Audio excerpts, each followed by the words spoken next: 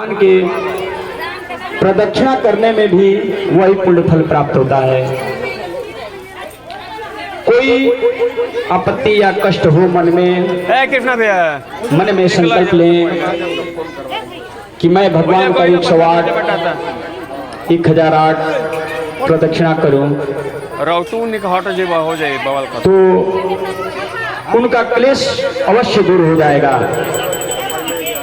भगवान आरत को हरने वाले हैं, कष्ट को हरने वाले हैं। मनुष्य डेली धोआ जाए कर गंदा होता है, गंदा भइल का पैर लगा तो सब लोग आवता जाता वही पर वाला पड़ी भगवान का दिन हम कहने के डेली चादर लेके चले हम लोग, भले गंदा हो जाता तो धोआ जाए फिर हम चले। जीवन में राम ही का महत्व बहुत ज्यादा दिया गया है, क्योंकि मनुष्य के रूप में और पुरुष के रूप में रामे आए थे।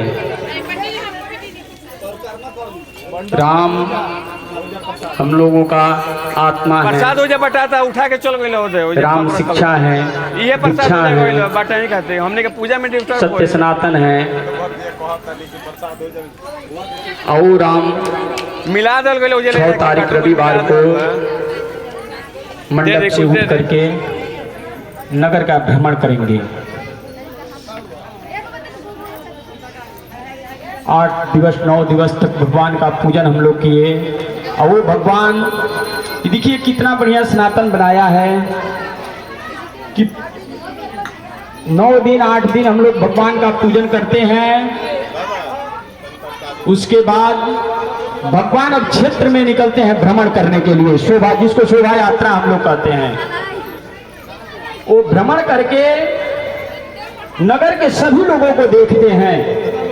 भगवान के पास दिव्य दृष्टि होती है, मगर तब भी भगवान शोभा यात्रा के रूप में भगवान के प्रतिमा को निकाला जाता है और क्षेत्र में भ्रमण कराया जाता है, क्षेत्र के लोगों को दिखाया जाता है कि हमारे भक्त कैसे अवस्था में हैं। इसलिए भगवान जब आपके क्षेत्र में जाएं, आपके नगर में जाएं, आपके दरवाजे के सामने से गुजरे, तो भगवान प्रसन्न हो कि हमारे भक्त बहुत आनंदचित हैं, बहुत खुशी हैं। मालिक कब खुश होता है, परिवार खुश रहता है तो मालिक खुश रहता है। भगवान तो भक्त के बस में होते हैं। तो भक्त जिस तरह कहता है, जिस तरह करता है, भगवान उस तरह होने के लिए तैयार हो जाते हैं। इसलिए भगवान जब आपके नगर क्षेत्र दरवाजे के रास्ते से गुजरे तो पुष्पों की वर्षा होनी चाहिए, द्वार पर रंगोलियां बना करके दीप प्रज्वलित होना चाहिए, दीप जलते रहना चाहिए, काहे कि दीप ब्रह्म के स्वरूप है, साक्षी है। और रंगोली बनाकर सुंदर दरवाजा को बंधनवार से सजा करके जब भगवान वो रास्ता से गुजरेंगे तो भगवान आनंदित होंगे कि हमारा भक्त, हमारा राम भक्त जहां भी है सुखी से है। तो हमेशा उसी तरह आपको देखना पसंद करेंगे। भगवान जब आपको खुशी देखेंगे तो कहेंगे कि तुम वैसा ही जीवन भर आनंद देते रहो और उसके बाद हमारे लोग को तुम आओ। क्योंकि दीदी रात में बोल रही थी उसरी धाम की जय। देखिए कितना आनंद है कि उसरी ग्राम हसनपुरा ग्राम क्षेत्र धाम बना हुआ है। भगवान की कृपा है, भक्तों के लिए भगवान यहाँ धाम बना करके पहुंच गए हैं। अयोध्या ही धाम था मगर उसरी धाम परिवर्तित हो चुका है। क्यों? कि भक्त के वश में भगवान है। भगवान आपके नगर में पधारे हुए हैं। जब नगर में आए हैं तो यहाँ भी धाम स्थापित कर देते हैं।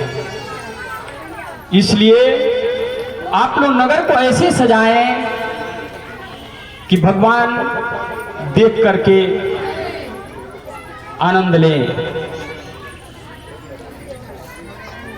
अगर कोई कथा सुन करके जाता है तो दरवाजे पर अगर लाइट ना हो तो लाइट जला करके लोगों को आने जाने में कोई कष्ट ना हो। राम भक्तों को ये भी सेवा है।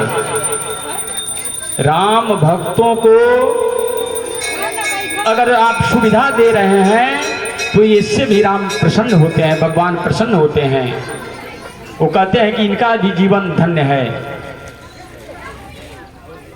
जब समुद्र का पुल निर्माण हो रहा था उसमें गिलहरी भी अपना योगदान देने गई थी। अब बताइए गिलहरी का कितना बड़ा योगदान हुआ। उससे बड़ा बड़ा योगदान लोग की दिए, उसका चर्चा नहीं आया मगर गिलहरी का चर्चा आया, क्योंकि उसका कार्यालय में चले ना हृदय से सहयोग था। ये तो बहुत ही सुंदर बात है कि आपके नगर क्षेत्र में भगवान का आगमन होता है। भगवान 9 दिन रहते हैं और आपके घर घर घूम करके अपने धाम को जाते हैं। इसमें बहुत बड़ा आप लोगों का सहयोग है। आप लोग सहयोग को देते रहें। अगर सहयोग को देते रहेंगे तो निश्चित है 10वीं वर्ष चल रहा है, आजीवन चलता रहेगा। हम भगवान से भी यही कामना करते हैं कि इस नगर क्षेत्र के विश्व के लोगों को मन में सद्बुद्धि दें, अनवरत यज्ञ चलता रहे, अनवरत भगवान हमारे यहाँ आने के लिए मजबूर हो जाए और आए 9 दिवस तक हमारे यहाँ बैठ करके आनंद लें। इसमें आया है कि तन मन धन, धन सबसे लास्ट में आया है। पहले तन, उसके बाद मन, उसके बाद धन। काहे कि तन मन नहीं रहेगा तो धन से कुछ नहीं हो सकता है। तन मन रहेगा तो धन भाग करके आएगा। इसलिए तन दीजिए, मन दीजिए, उसके बाद धन दीजिए। ऐसा कभी राम भक्तों के मन में विचार न बने कि लोग हम लोगों को सहयोग नहीं कर रहे हैं, इस कारण बस मैं भगवान को नहीं बुला पा रहा हूं। ऐसा वचन न आने दें। जितना ही हो भगवान का सहयोग करें। साल में 9 दिन के लिए मांगा जा रहा है।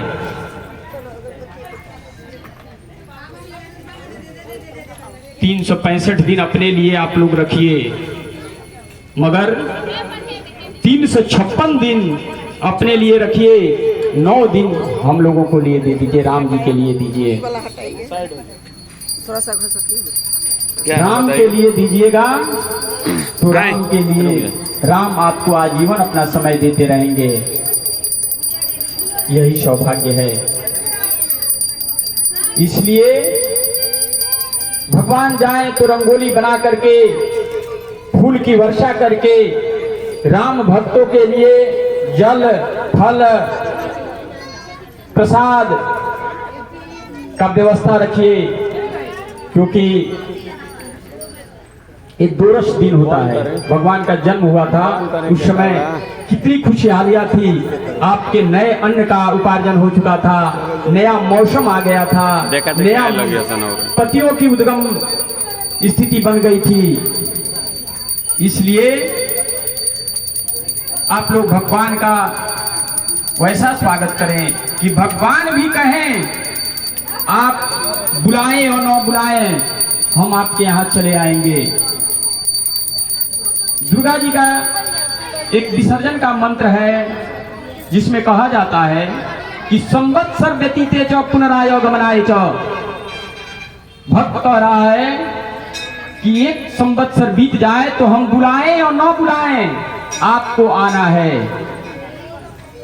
हम मनुष्य जीव हैं, हमारे पास बहुत झंझट है, दान पेटी में हम माया के फेरे में पड़े हुए हैं। दान पेटी डाला, इसलिए हम याद आए न आए आप हमारे यहाँ चले आए। उसी तरह हम लोग भी ऐसा भगवान को बनाए, भगवान को झांकी दिखाएं, फिर ले जाके उजारा भगवान बनेगा। को अपने फिर उजारा उत्सुकता बनेगा। बने कि हमको उसी में चलना है, उसी को धाम बनाना है, ऐसा बनना है। ऐसे राम भक्तों के साथ आप लोग बाबा के कीजिए। दे दिया था पैसा, आधा डाल दिया था, दे दे बहुत सौभाग्य है।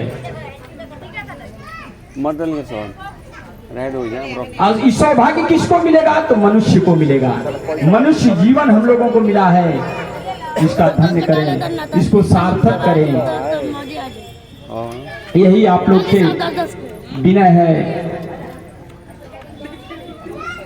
कलश वापस करे के बाद पैसा भरल बा जौन पिछला साल के। अगर कलश समिति के तरफ से आप लोग कलश अगले साल का लेकर के गए हैं, उसमें अगर धन रखे हुए हैं तो ला करके समिति को समर्पण करें और दूसरा कलश ले जाकर अगले साल के लिए धन इकट्ठा करें।